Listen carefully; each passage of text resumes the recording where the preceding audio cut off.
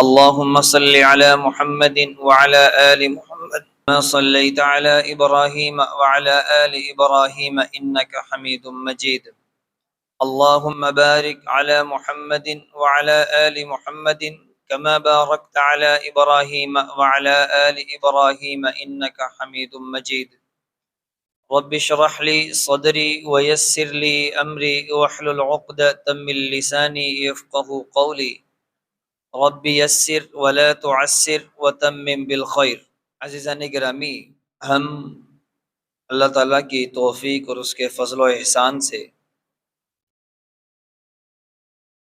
آگاہی سیرت النبی کورس کے چھٹے سیشن میں داخل ہو چکے ہیں، جس کا عنوان خاندان رسول معظم صلی اللہ علیہ وسلم کا. خاندان میں بنیادی طور پر کسی بھی شخص کی بیوی اور اس کے بچے ہی عام طور پر شامل ہوتے ہیں. بنیادی طور پر یہی اہل بیت ہیں اور یہی اہل بیت میں شامل ہوتے ہیں. لیکن نبی مکرم صلی اللہ علیہ وسلم نے بنو ہاشم کو، طیب کو، سب کے سب کو اہل بیت میں شامل کیا.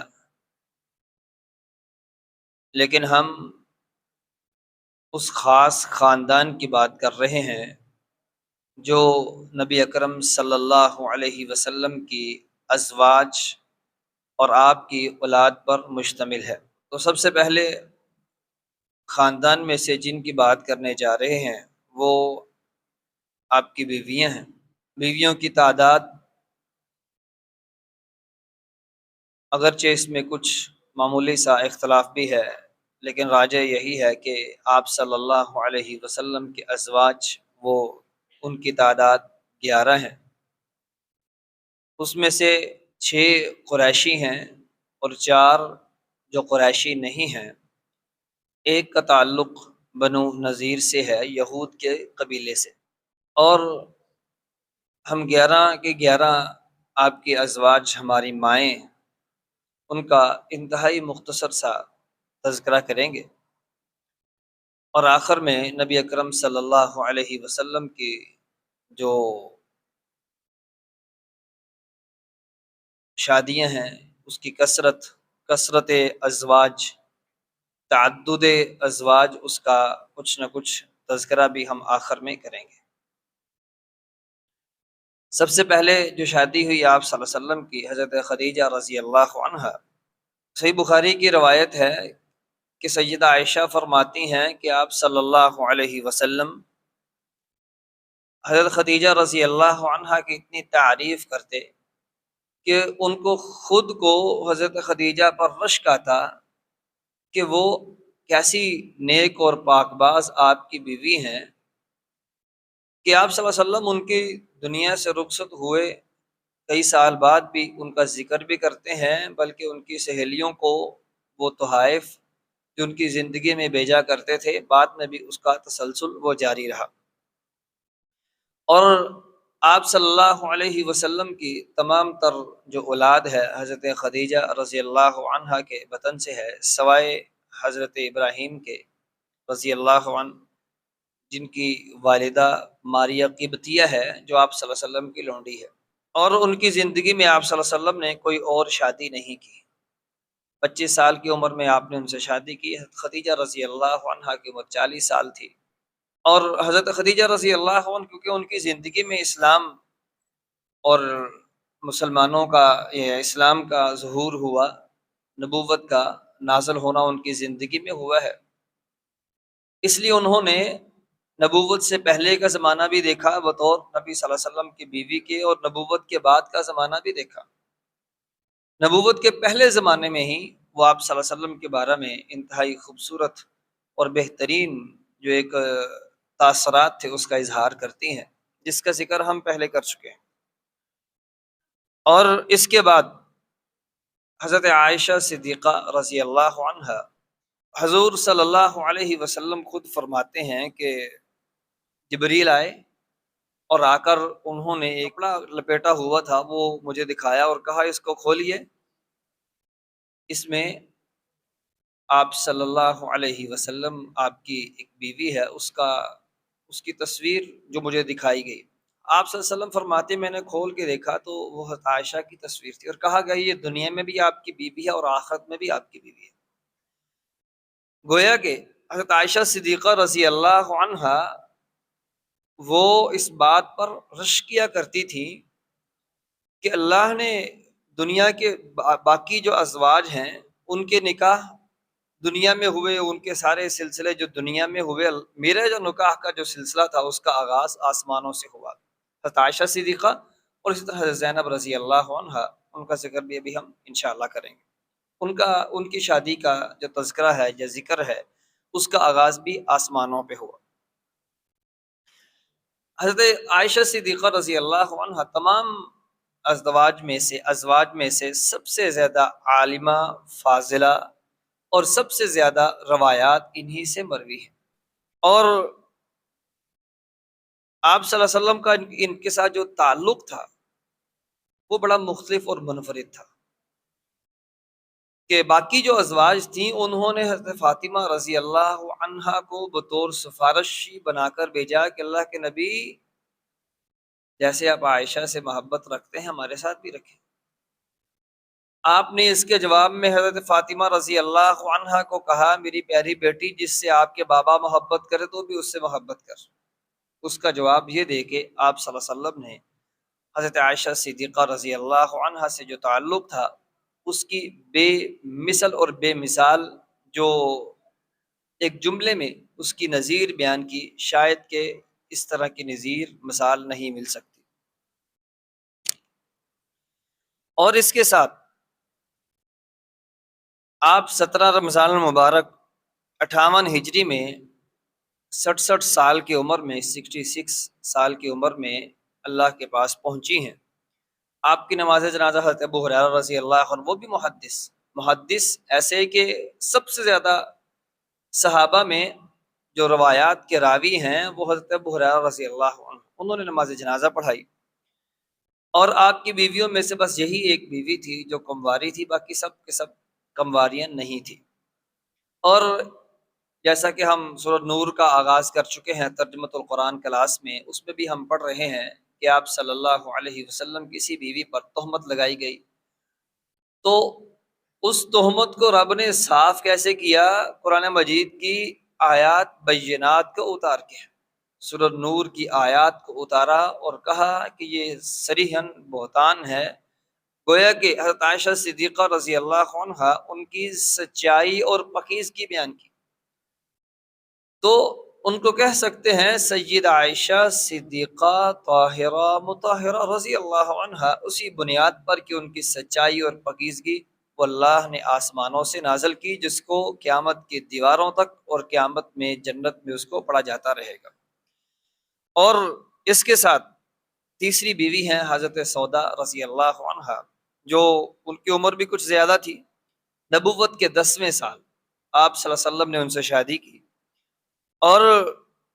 صحیح مسلم کی روایت عائشہ فرماتی رضی اللہ عنہ سب سے زیادہ زہد اور تقوی کی مالک تھی، اور خوش طبی بھی ان میں اللہ نے اس کا ایک عنصر رکھا تھا، خوش طبع بھی تھی اور زہد و تقوی اور انتہائی اللہ کے قریب تھی۔ اس سے پتہ چلتا ہے کہ خوش طبع ہونا انسان کا، زہد و تقوی کا مالک ہونا، اللہ کے قریب ہونے کا مطلب یہی نہیں کہ انسان ہر وقت جو ہے نا اپنے ساتھ والوں کے ساتھ اس کا رویہ بگڑا رہے، یا خوش طبع ہونے کا مطلب یہ ہرگز نہیں ہے کہ وہ اس کا اللہ تعالیٰ کے ساتھ تعلق نہیں ہو سکتا۔ اللہ تعالیٰ کے ساتھ تعلق بھی ہو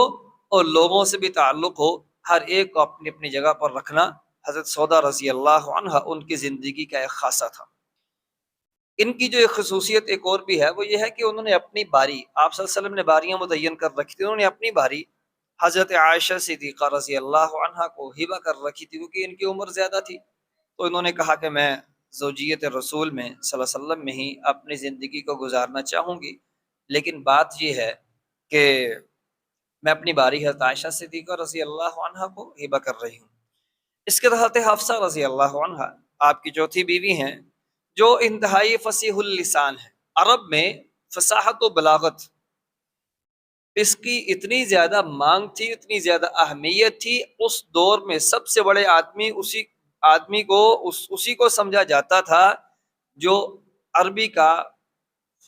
زبان میں اس کی فصاحت و بلاغت سب سے زیادہ ہو. تو حضرت حفصہ رضی اللہ عنہ یہ انتہائی فصیح اللسان تھی. پہلی شادی ان کی ہوئی، ان کی ابن حذیفہ السہمی رضی اللہ عنہ ان سے ہوئی.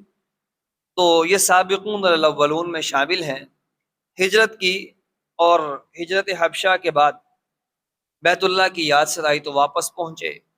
تو مدینہ میں بھی ہجرت کی. غزوہ بدر میں یہ شہید ہو گئے. حضرت حفصہ رضی اللہ عنہ کے جو خامد تھے وہ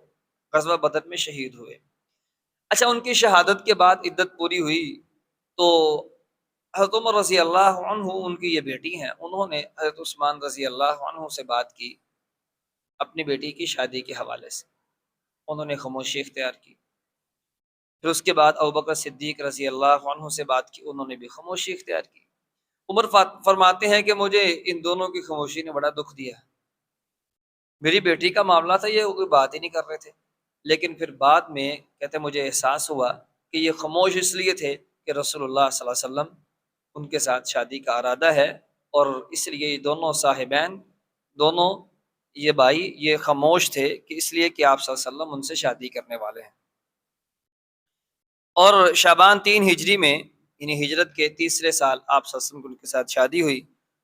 اور اس کے ساتھ قرآن مجید کی جو حفاظت اور تدوین، کیونکہ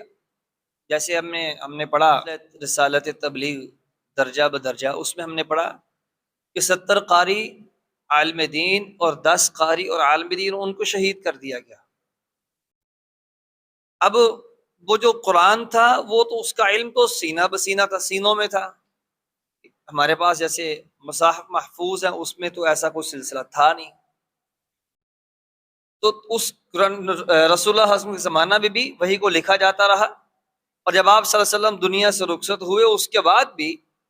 بعد ابوبکر رضی اللہ عنہ کے زمانہ میں، پھر عثمان رضی اللہ عنہ کے زمانہ میں اس کی تدوین ہوئی، اس کو لکھا گیا، باقاعدہ طور پر لکھا گیا.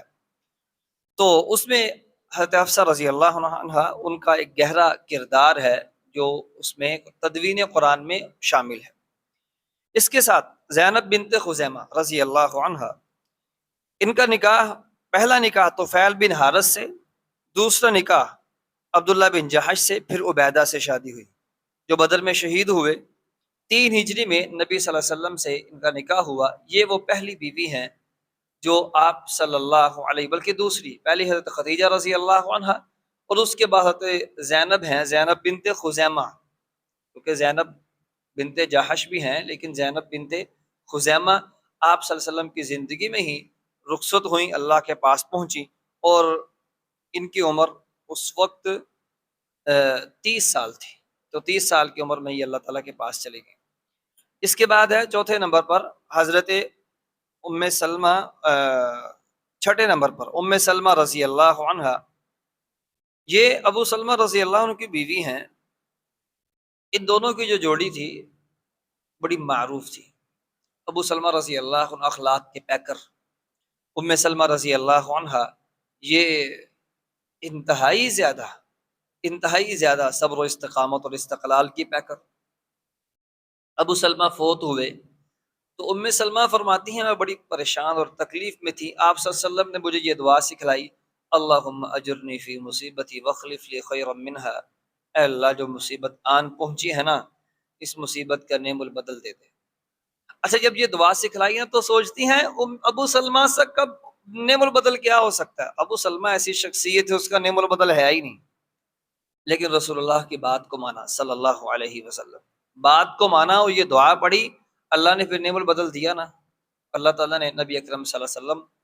کی جو صحبت تھی آپ کا ساتھ دے دیا.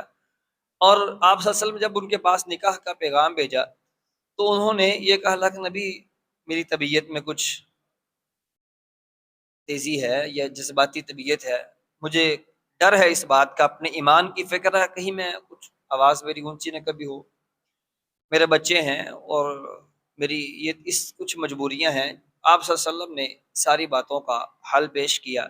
اس حل کے بعد آپ صلی اللہ علیہ وسلم نے ان کے ساتھ شادی کی۔ ان کی عمر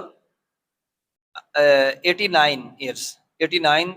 یہ سال ان کی عمر رہی، اور یہ ازواج مطہرات میں سب سے زیادہ عمر تھی جو ان کی تھی۔ اور یہ وہ صحابیہ ہیں، آپ صلی اللہ علیہ وسلم کی بیوی ہیں، جو حضرت عائشہ صدیقہ رضی اللہ عنہا کے بعد سب سے زیادہ انہی سے روایات مروی ہیں۔ سب سے زیادہ حضرت عائشہ سے رضی اللہ عنہ، دوسرے نمبر پر ام سلمہ رضی اللہ عنہا، ان سے سب سے زیادہ روایات وہ مروی ہیں۔ اور ساتویں نمبر پر ہیں زینب بنت جحش، یہ آپ کی پھوپھی زاد ہیں۔ پہلی شادی زید بن حارثہ سے ہوئی رضی اللہ عنہ۔ زید بن حارثہ کو یقیناً آپ جانتے ہوں گے، یہ وہی زید بن حارثہ ہیں جو ایک غلام کی حیثیت سے آئے تھے، آپ نے ان کو پیار دیا اور اتنی محبت تھی کہ والد لینے آیا، چچا لینے آیا، ان کو پتا چلا کہ زید ہمارا بیٹا مکہ میں ہے، ان کو لینے آئے تو یہ واپس جانے کے لیے تیار نہیں تھے، اور آپ صلی اللہ علیہ وسلم نے ان کو اپنا منہ بولا بیٹا بنا لیا۔ اور زینب بنت جحش، ان کی شادی زید بن حارثہ سے طے پئی، اور زید بن حارثہ سے ان کی شادی ہوئی۔ وقت گزرا، دونوں کا آپس میں نباہ نہ ہو سکا، نہ بن سکی، کیونکہ وہ قریشی خاندان سے تھیں، وہ آزاد کردہ غلام تھے، اگرچہ رسول اللہ صلی اللہ علیہ وسلم نے ان کو اپنا بیٹا بنا لیا تھا۔ خیر نباہ نہ ہو سکا تو کوشش کی آپ صلی اللہ علیہ وسلم نے ان کا آپس میں تعلق قائم رہے، لیکن فلما قضى زید منها وطر، سورۃ احزاب کے آخر میں اللہ تعالیٰ نے زید رضی اللہ عنہ کا نام لے کر اس بات کی وضاحت فرمائی کہ پیارے نبی زید طلاق بھی دے گا، اور اس کے بعد عدت گزرنے کے بعد آپ نے زینب بنت جحش سے شادی بھی کرنی ہے۔ آپ پریشان اس لیے تھے کہ زید بن حارثہ، اس کو تو میں نے منہ بولا بیٹا بنا رکھا ہے۔ عرب کے رواج کے مطابق منہ بولا جو بیٹا ہے وہ مکمل طور پر حقیقی بیٹے کی طرح وہ وارث بھی ہوتا تھا، اور وہ جس کا منہ بولا بیٹا اس کی طرف نسبت بھی کی جاتی تھی، اس لیے زید بن حارثہ کو زید بن محمد کہا جانا لگا صلی اللہ علیہ وسلم۔ لیکن جب اللہ تعالیٰ نے اس بات سے ادعوہم لآبائہم، سب کے سب لوگوں کو ان کے نام کے ساتھ پکارو، پھر زید بن محمد سے زید بن حارثہ کر دیا گیا۔ لیکن جو ایک رسم تھی اتنی مضبوط اور پختہ ہو چکی تھی کہ یہ رسم کہ ہوگا کیا کہ وراثت میں حصہ بھی ملے گا، اور اس کے ساتھ ساتھ وہ ولدیت کی جگہ پر وہ جس کا منہ بولا بیٹا ہے اس کی ولدیت بھی لکھی جائے گی۔ اب جب حقیقی بیٹے کی طرح ہے تو آپ ہم سب جانتے ہیں کہ جو بہو ہے وہ محرم رشتہ دار ہے۔ اب بیٹا اگر طلاق دے بھی دے تو وہ اس کی بیٹی ہی ہے۔ بات کیا ہے کہ اب وہ محرم ہو گیا ہے، اب وہ غیر محرم نہیں رہا۔ سسر اپنی بہو سے طلاق، بیٹے کے طلاق دینے کے باوجود بھی اس سے شادی نہیں کر سکتا۔ اب جب زید بن حارثہ منہ بولے بیٹے ہیں، عرب کے رواج کے مطابق حقیقی بیٹے کی طرح زینب بنت جحش آپ صلی اللہ علیہ وسلم کی بہو ہے، تو پھر بہو سے نکاح تو نہیں ہو سکتا نا۔ اب عرب کا رواج یہی تھا،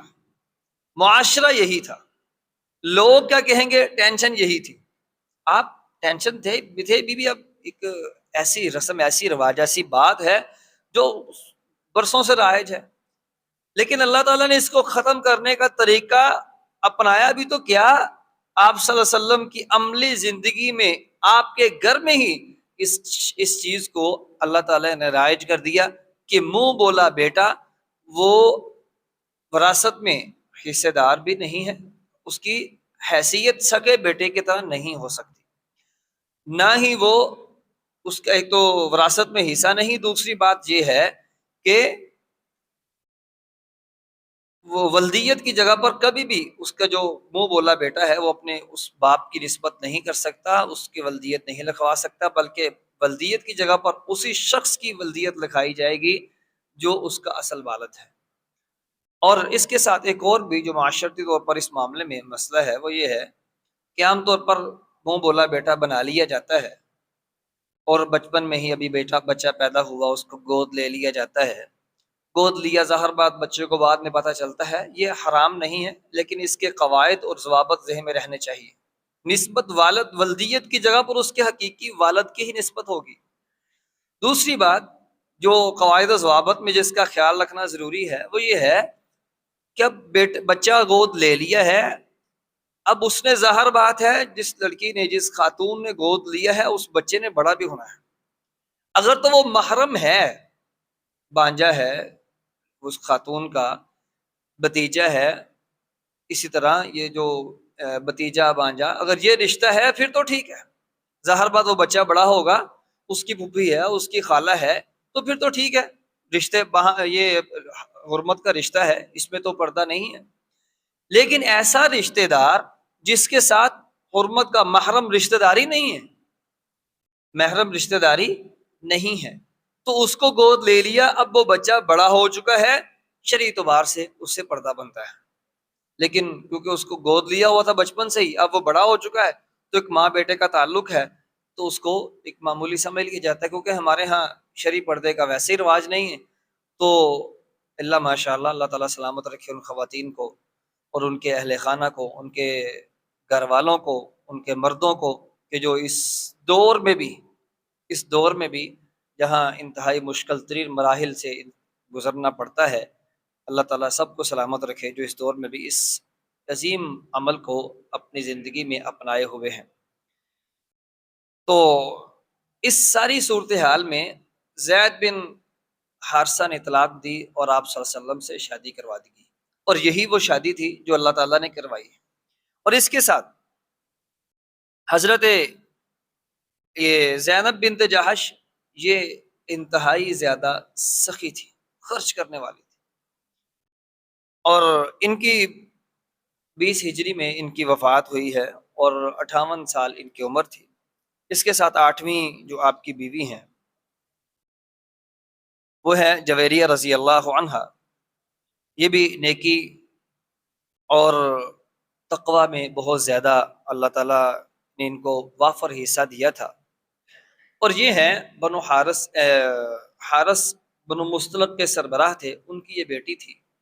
قیدیوں میں آئی تھی، اور آپ نے اس کو آزاد کیا اور ان سے شادی کی، اور اس کے ساتھ ساتھ جو ان کی آزادی تھی وہی ان کی حق مہر ٹھہری۔ یہ بھی 50 ہجری میں فوت ہوئیں۔ ان سے 44 روایات جو انہوں نے رسول اللہ صلی اللہ علیہ وسلم سے بیان کی ہیں، 65 سال ان کی عمر تھی۔ اس کے ساتھ ام حبیبہ رضی اللہ عنہ، یہ ابو سفیان رضی اللہ عنہ ان کی یہ بیٹی ہیں،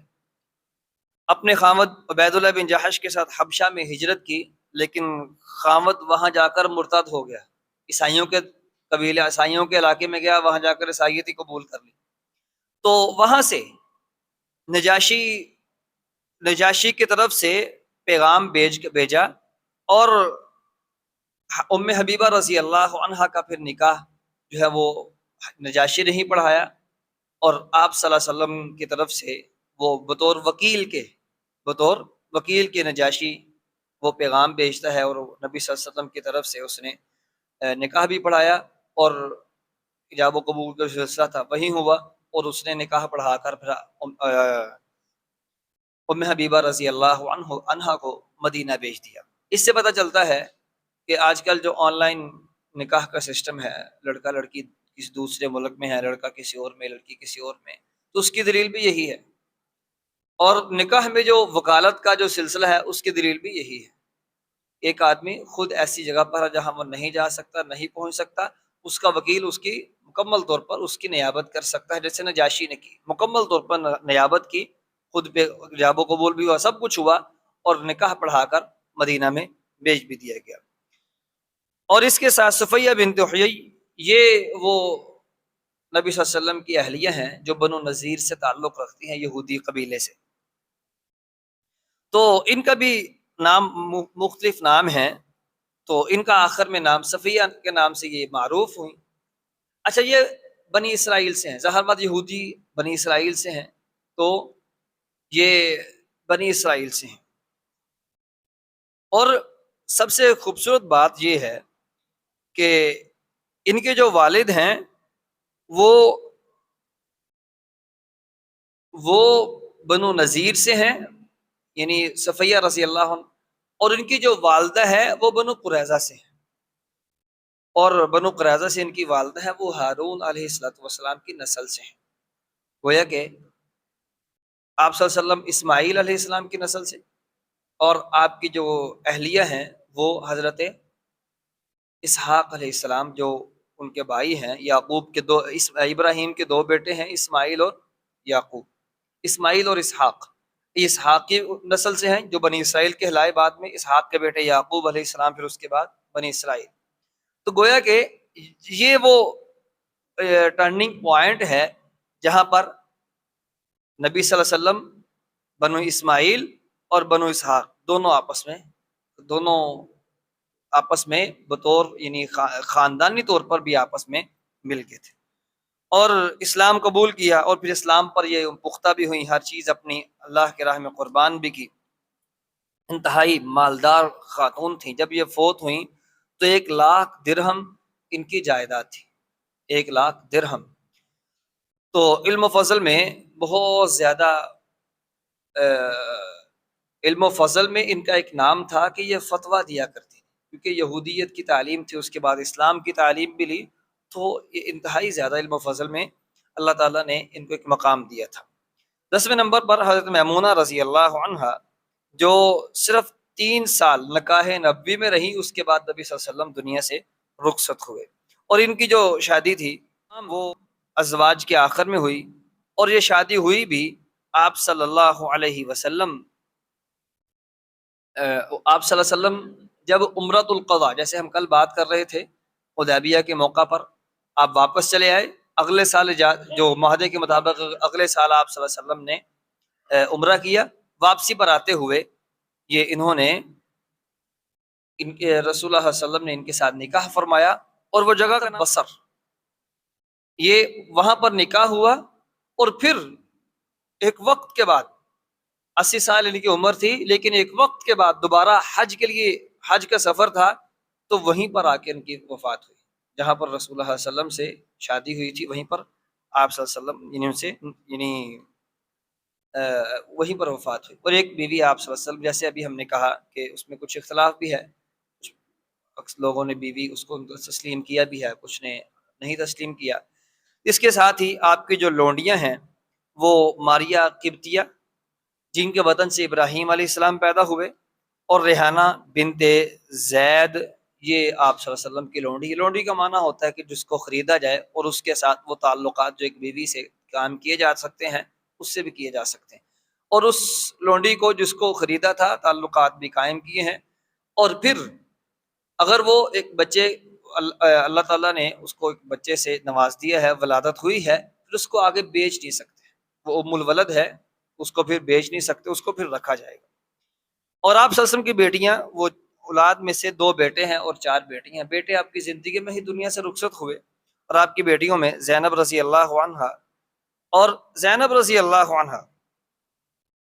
ان کی جو شادی ہے ان کے خالہ زاد ابو العاص رضی اللہ عنہ ان سے ہوئی، اور زینب رضی اللہ عنہا یہ اپنے خالہ زاد کے ساتھ ان کا نکاح ہوا، اور یہ حضرت خدیجہ رضی اللہ عنہا کی بہن حضرت حالہ بنت خویلد رضی اللہ عنہا، یہ ان کی بہو تھی۔ گویا کہ خدیجہ رضی اللہ عنہ وہ رضی اللہ عنہ آپ کی بیوی ہیں، اور ان کی بہن آپ کی سالی بھی ہیں، اور اس کے ساتھ ساتھ آپ کا ان کے ساتھ ایک جو سمدن ہونے کا تعلق تھا وہ بھی قائم تھا۔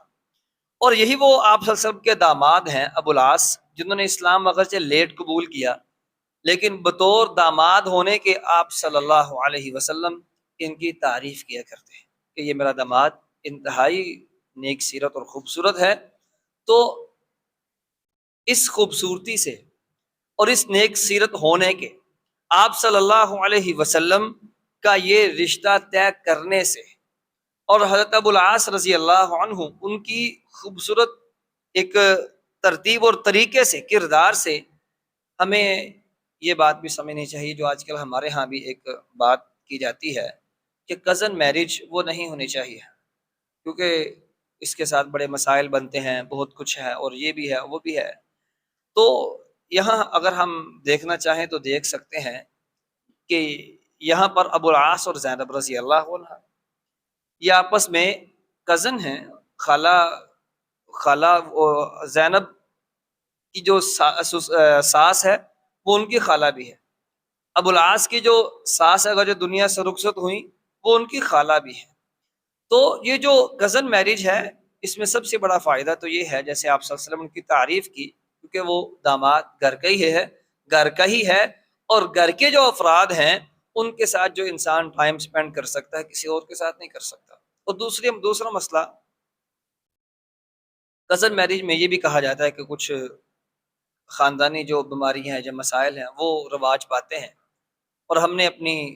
قریب فیملیوں میں بھی دیکھا کہ کزن میرج تو نہیں لیکن مسائل ہیں، یہ اللہ کی تقدیر کے فیصلے ہیں، کسی کے ہاتھ میں نہیں ہیں، یہ اللہ کی تقدیر کے فیصلے ہیں، اس پہ ہم کچھ بھی نہیں کہہ سکتے، کچھ نہیں کر سکتے۔ اور اگر ہم اس کو اس طرح کی چیزیں ہیں، کزن میرج ہے، اس طرح کی چیزوں کو ساتھ اٹیچ کر کے ہم اس کو نتھی کریں گے تو میرا خیال ہے کہ ہمیں بہت سی مثالیں مل سکتی ہیں۔ کزن میرج تھی، مسائل ہیں، کزن میرج نہیں ہے، مسائل پھر بھی ہیں، کزن میرج ہے، مسائل نہیں ہیں، کزن میرج نہیں ہے، مسائل نہیں ہیں۔ مسائل کا ہونا نہ ہونا یہ تقدیر کے فیصلوں پہ ہے، اس کی بنیادیں یہ نہیں ہیں جو بنا رکھی ہیں، اور میرا خیال ہے کہ نہیں بنانی چاہیے۔ اور اس کے ساتھ آپ صلی اللہ علیہ وسلم زینب رضی اللہ عنہ کا واقعہ یا ان کی باتیں کچھ تفصیل طلب بھی ہیں، لیکن ہم اپنی بات کو آگے بڑھا رہے ہیں۔ حضرت رقیہ اور ام کلثوم یہ دونوں آپ کی بیٹیاں، ان کا نکاح ابو لہب کے 2 بیٹوں سے ہوا تھا، لیکن جب اسلام آیا تو ابو لہب نے اپنے دونوں بیٹوں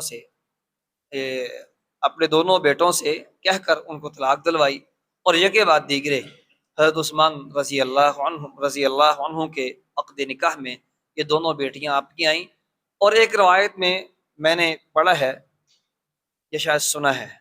حضرت عثمان رضی اللہ عنہ جب ایک بیٹی فوت ہوئی رقیہ رضی اللہ عنہ تو بڑے پریشان تھے، تکلیف میں تھے کہ لوگ پہلے یاد کیے کرتے یہ رسول اللہ کا داماد ہے صلی اللہ علیہ وسلم۔ آپ نے کندھے پہ ہاتھ رکھا، کہا عثمان اب دوسری بیٹی آپ کے نکاح میں ہے، اس لیے ان کو ذوالنورین کہا جاتا ہے، 2 نور والے، رسول اللہ کی 2 بیٹیاں ان کے گھر میں تھی صلی اللہ علیہ وسلم۔